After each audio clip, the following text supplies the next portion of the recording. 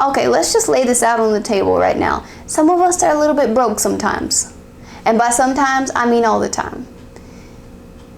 And by some of us, I mean me.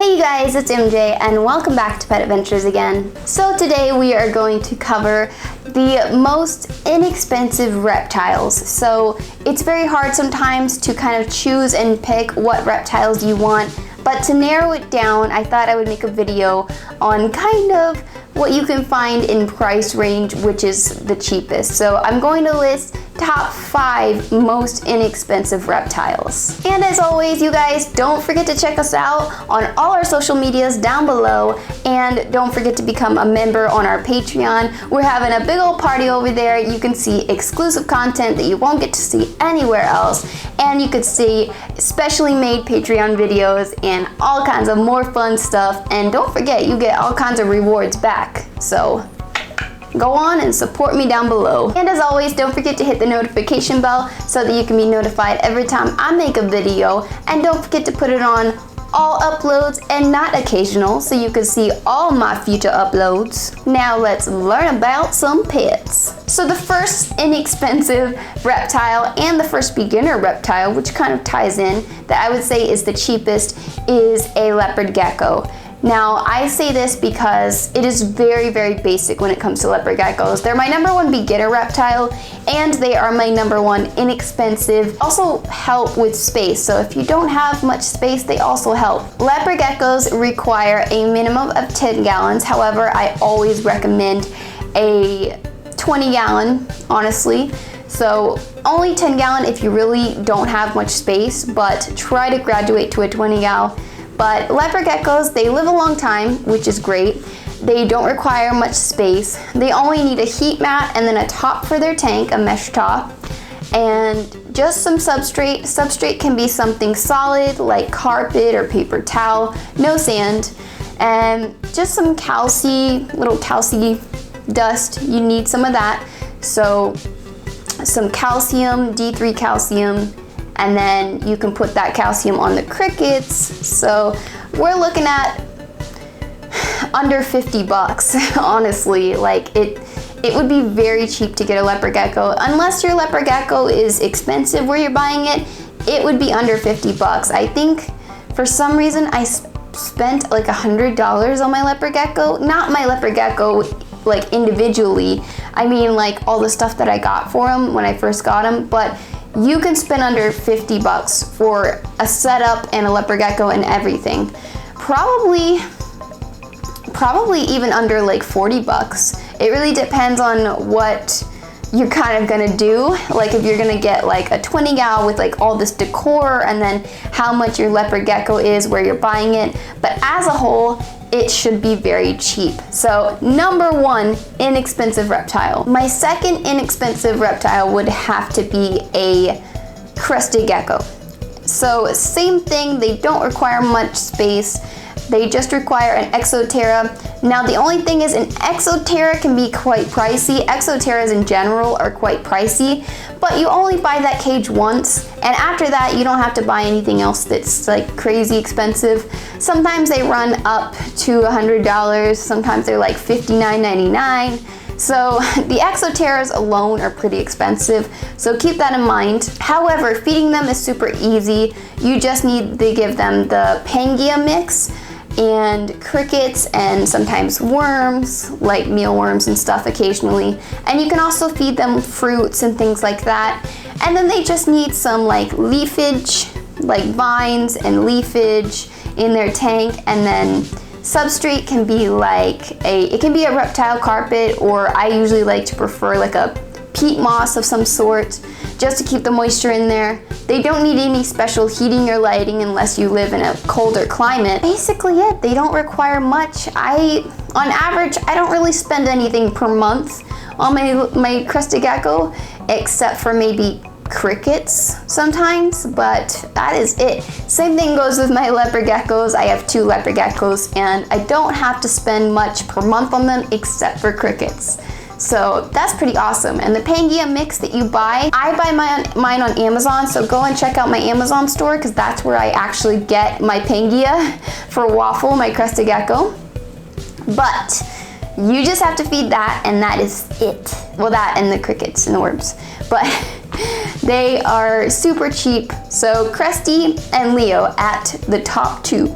So what is lucky number 3? The third inexpensive reptile would have to be a ball python. Now bear with me, a lot of people are going to say no on this, but here's the thing.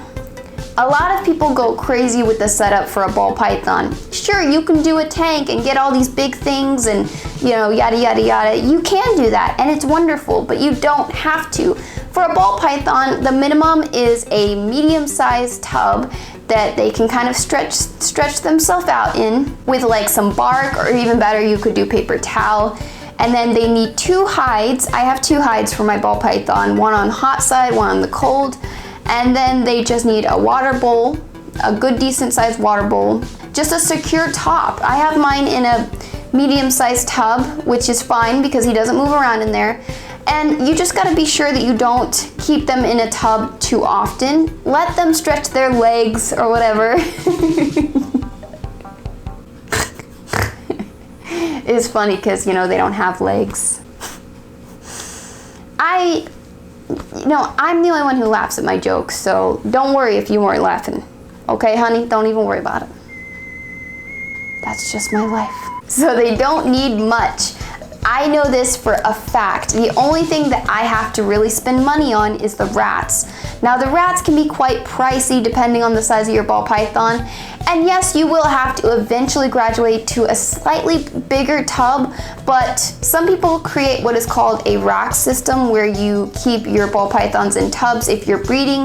Now I don't agree with that as a place for them to just live, but my point is that they can live in tubs and that they can live in a tub that doesn't really have much decor, you know?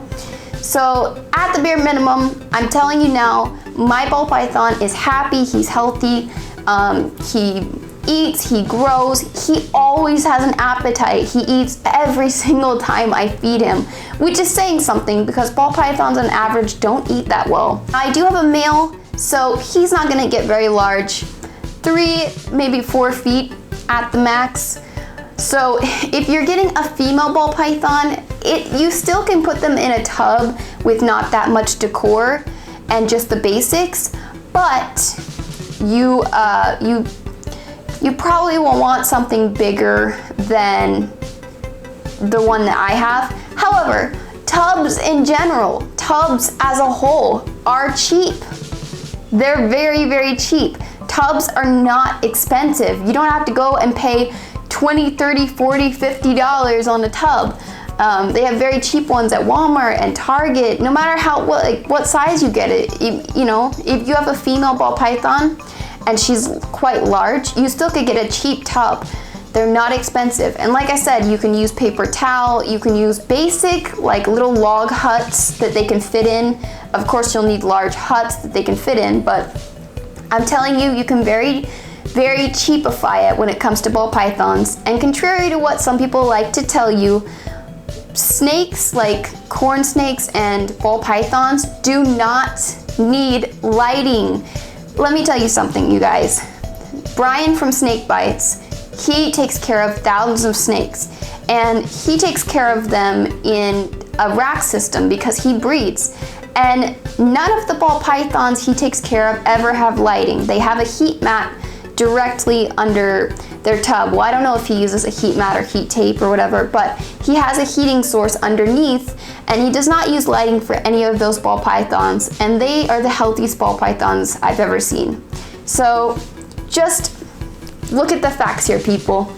And if my ball python needed some kind of lighting, then he'd be dead by now, because he's lived years without it now, and he's very, very healthy. Kind of going on a little bit of a rant here, I guess. I'm sorry. But lucky number 4. The 4th reptile I would recommend that is very inexpensive are Gargoyle Geckos. They run about the same size as a Crested Gecko, and their setup is just the same. A large, well, medium-sized exoterra, and lots of leafage. The same diets and everything that I kind of listed for Crested Gecko, so just a rough estimate there. They're very, very easy. I've actually handled a Gargoyle Gecko recently at Repticon. They were so beautiful, and they were actually more enjoyable to hold for me, a little more than Crested Geckos. So I want to get one so bad. So if I get a new reptile, that's gonna be it, because size is not an issue with me. I don't have to get a large tank or anything like that, and they're very inexpensive. Also, just a tip here, if you can't afford an exoterra, you can take a 20 long tank and just kind of flip it over vertically and then have the top with it. Like, that's just like a rough estimate if you don't want to go out and buy an exoterra just yet. So there you go. There's a deduction there too for Gargoyle Geckos and Crested Geckos. Think a little bit, get outside the box, think a little bit of what you could do. Then the last inexpensive, the lucky number 5 I recommend is corn snakes. So very, very simple. If you guys are wondering why I didn't include bearded dragons, it's because bearded dragons do need quite a large tank. You can't really give them a small tub. They have to live in a large 40-gallon tank when they're older, and they do need lots of veggies and crickets, and for a beginner it can kind of add up a little bit. And I find that bearded dragons sometimes can get sicker easier. Then again, the pet stores I worked at didn't really keep them in good conditions, but the leopard geckos and crested geckos were able to put up with more bad conditions than the bearded dragons, so they do require vet bills in my opinion, and they do kind of become quite a large lizard. So, but the lucky number 5 would have to be corn snakes. Now this is just my opinion, but from my experience, corn snakes and ball pythons both have the same requirements in tubs.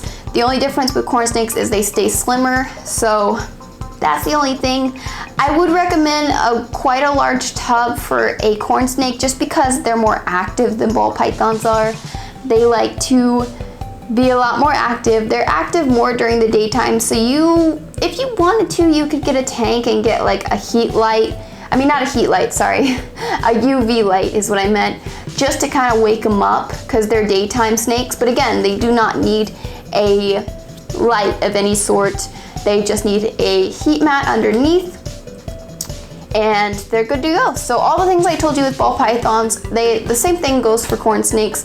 Corn snakes are also very good eaters, and they're not going to require quite as large of a rat as ball pythons are. Now you guys, please keep this in mind. I only had 5 reptiles to do, and these were the ones that I have experience with. These were the ones that I know don't require much. If you see the way breeders keep corn snakes and ball pythons, they keep them in tubs. And even if it's a large tub, tubs are very, very, very inexpensive, which is why they use them. So that is just kind of my recommendations.